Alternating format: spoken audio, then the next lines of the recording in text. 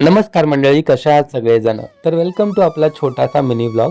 तर आज ऑफिसमधून घरी गेल्यानंतर प्रियंका मला तिने प्रॅक्टिस केलेल्या मेहंदीच्या डिझाईन दाखवत होती आणि त्याच्यामध्ये ना एक नवरा आणि एक नवरी तिने काढली होती आणि हे बघून आहे ना चार्वी त्यांना मम्मा डॅडी असं म्हणत होती.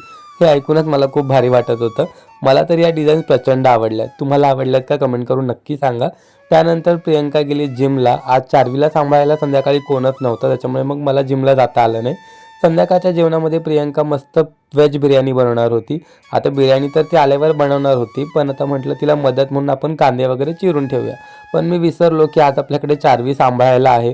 त्याच्यामुळे मग कधी तिला मांडीवर घेऊन तर तिला शेजारी बसवून तिच्यावर गप्पा मारत मारत मला हे काम करावं लागत होतं. आणि खरं सांगतो, जे नवरे म्हणतात ना त्यांच्या बायकांना की दिवसभर तुला काय काम असतं, साधं मुलांना सांभाळता येत नाही. खरंच सांगतो, एक दिवस फक्त तुम्ही तुमच्या मुलांना सांभाळून बघा, म्हणजे कळेल तुम्हाला की तो किती मोठा टास्क असतो ते. चार्वीला सांभाळता सांभाळता हे कांदे कापताना ना माझ्या नाकी नऊ आले होते. म्हणजे हार्डली 15 ते 20 मिनिटाचं ते काम होतं, पण ते काम संपवायला ना मला किमान अर्धा तास तरी लागला. म्हणजे आपल्या बायका दिवसभर मुलांना सांभाळत घरातली दिवसाची रोजची जी कामं करतात ना, त्याच्यासाठी खरंच हॅट्स ऑफ आहे.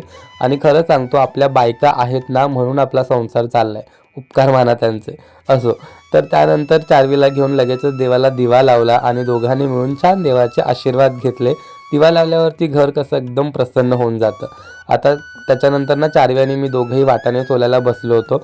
मी मुद्दामच चार्वीला वाटाणे सोलायला बसवलं होतं, कारण मगाशी कांदे चिरताना ती कांदा चिरायला दे असं म्हणत होती. म्हणून म्हटलं तू हे वाटाणे मला सोलून दे. आणि तिच्या त्या क्यूट क्यूट हाताने ती जे वाटाणे सोलत होती ना, ते बघायला खरंच खूप भारी वाटत होतं. मस्त वाटाणे सोलून झाले तोपर्यंत प्रियंका जिमवरून आली. फ्रेश होऊन तिने लगेचच बिर्याणीची तयारी करायला घेतली आणि थोड्याच वेळात अख्ख्या घरात नुसता बिर्याणीचा घमघमाट सुटला होता. एवढं भारी वाटत होतं ना त्या वासाने. आता बिर्याणीची रेसिपी विचारू नका, कारण आम्ही हा एव्हरेस्टचा मसाला वापरून ती बनवतोय आणि खरं सांगतो, खरंच खूप भारी वाटत होता. इकडे प्रियंकाची बिर्याणी बनवायचं चालू होतं, तर दुसरीकडे चार्वीची आणि माझी फुल ऑन मस्ती चालू होती.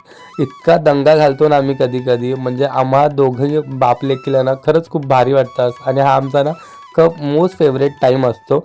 मस्ती करून झाल्यानंतर इकडे प्रियंकाची बिर्याणी रेडी होती आणि ही बघून आहे ना इतकं टेम्पटिंग वाटत होतं, कधी एकदाची ते खातोय असं झालं होतं.